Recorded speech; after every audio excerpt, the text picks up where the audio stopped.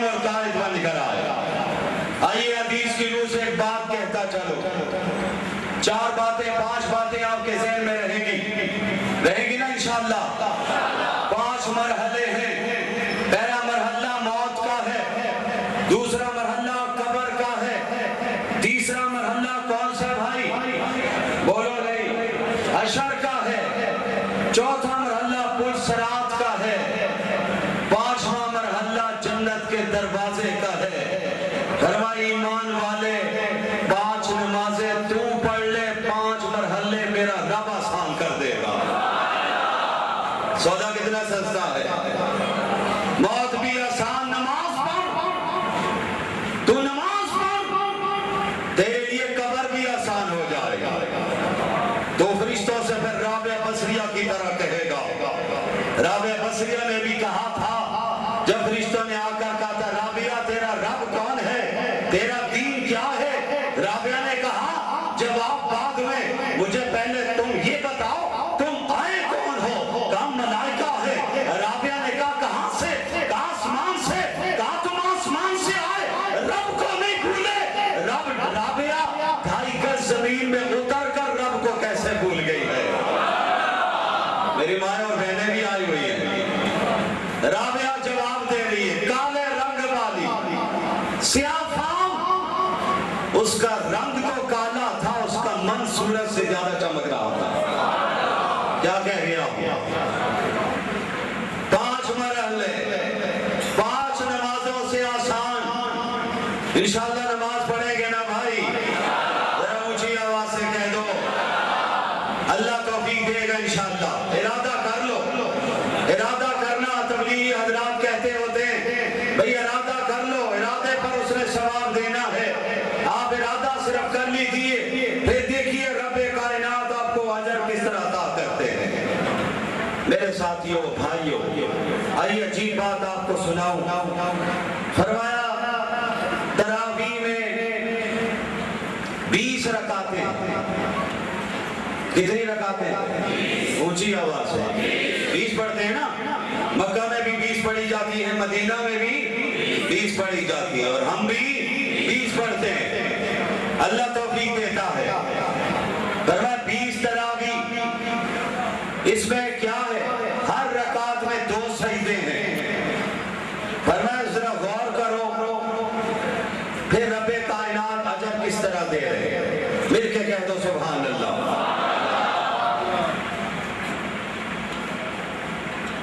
اب اس سجدوں پر غور کریں تو 600 سجدے بنتے ہیں. فرمایا 600 سجدے, 600 رکعت بنتی ہیں, 1200 سجدے بنتے ہیں. گنتے جانا بھائی, 600 رکعت اور 1200 سجدے بنتے ہیں.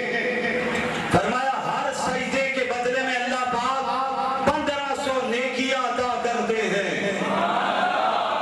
کتنی نیکیاں؟ 1500. فرمایا پورے مہینے کی نیکیاں 18 لاکھ بن جاتی ہیں. کیلکولیٹ اب آپ کیجئے, ابھی نہ موبائل کھولنا, گھر پہ جا کے کرنا. ذرا غور کیجئے, تراویح کی نماز رکھی, فرمایا سجدے تو کر, آپ مجھ کو راضی کر. یہ سجدے کرنا تیرا کام ہے, ان سجدوں کی بدولت ہم تجھے اجر کیا دیں گے. کل تو آئے گا, قرآن سفارش کرے گا, ہم اس کی سفارش پر تجھے جنت میں بھیج دیں گے. اللہ ہمیں انہی میں شامل فرما دے. رحمت دو عالم جناب رسول اللہ مل کر کہہ دیجئے صلی اللہ علیہ وسلم نے ارشاد فرمایا, وہ ایمان والا جسے عورت برائی کی دعوت دے, کیا تجھے برائی کی دعوت دے رہے ہوں, برائی کر. یہ عورت یہ مرد جواب میں کہ میں اس وقت تو کسی سے نہیں ڈر رہا, میرے دل میں اگر خوف ہے تو ایک ذات کا ہے, وہ نیلی چھت والی ذات ہے, اس کا نام کیا ہے. صحابی تھے, اس صحابی کی زندگی پہلی کیسی گزری وہی جانتے. گناہ تھے ہر طرف, شراب تھی, زنا تھا, جوا تھا, ہر قسم کی برائی. لیکن جب نبی کی بارگاہ میں آئے تو پھر شیطان بھی ان سے بھاگتا تھا.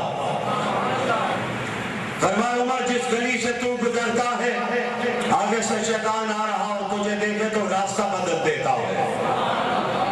وہ کہتا ہے کون آ رہے؟ عمر آ رہے.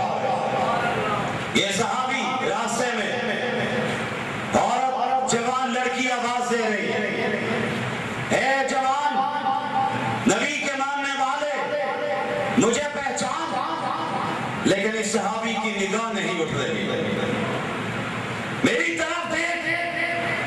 جواب آیا ان آنکھوں نے وہ چہرہ دیکھا ہے کہ اس کے بعد کسی کو دیکھنے کی ضرورت نہیں ہے.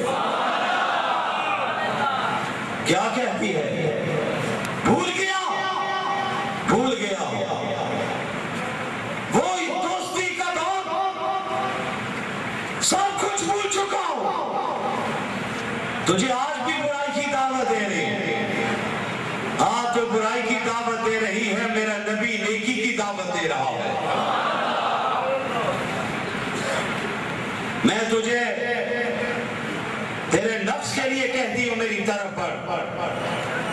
جواب کہتا ہے میں نفس امارہ کا بندہ نہیں رہا اب میں نفس مطمئنہ کا بندہ بن گیا. اچھا تیری بات مان لیتی ہوں. ایک بات میری مان لے. کیا؟ ایک دفعہ میرے ساتھ تنہائی میں چل. جواب آیا اب تنہائی میں کسی کے ساتھ نہیں تنہائی میں صرف رب کے ساتھ جاؤں گا. کسی کے پاس نہیں.